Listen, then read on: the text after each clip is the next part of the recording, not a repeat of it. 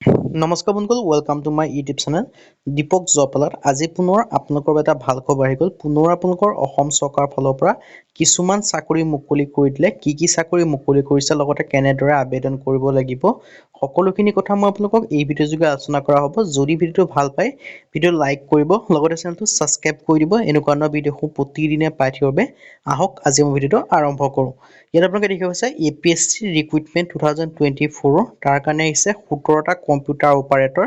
আৰু এই যিকেইটা ভেকেঞ্চি দেখিব পাইছে, এই ভেকেঞ্চি কেইটাৰ কাৰণে মাত্ৰ অৰ্হতা হয় 12 পাছ। যদি আপোনালোকে হায়াৰ ছেকেণ্ডেৰী পাছ কৰিছে তেতিয়া আবেদন কৰিব পাৰিব।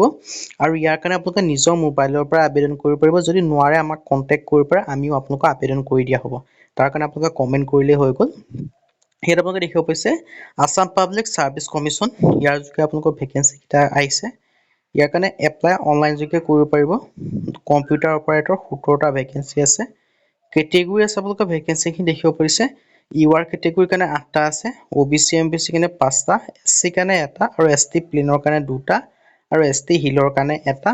আৰু ইয়াত আপোনালোকে দেখিব পাৰিছে name of organisation Assam public service commission. আৰু ইয়াত আপোনালোকৰ দৰমহা দিয়া হ'ব 14,000ৰ পৰা 60,500 টকা পৰ্যন্ত।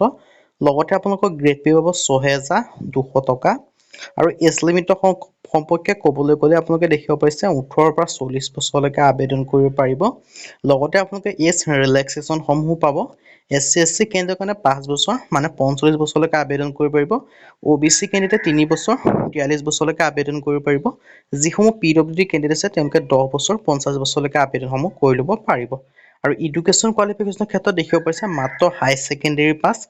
যদি আপোনালোকে হায়াৰ ছেকেণ্ডেৰী পাছ কৰি থৈছে, 12 যদি পাছ কৰি থৈছে, তেতিয়াই আপোনালোকে আবেদন কৰিব পাৰিব।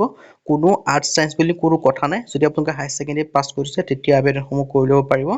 আৰু ইয়াত আপোনালোকে নিশ্চয় আদাৰ ক্ৰাইটেৰিয়াটো চিটিজেনশ্বিপ আপোনালোকৰ ইণ্ডিয়া হ'ব লাগিব, সেইটো এটা ক্ৰাইটেৰিয়া হয়। আৰু লগতে আপোনালোকে দেখিব পাইছে এটা candidate must B permanent residence of Assam, মানে অসমৰ স্থায়ী বাসিন্দা হ'ব লাগিব।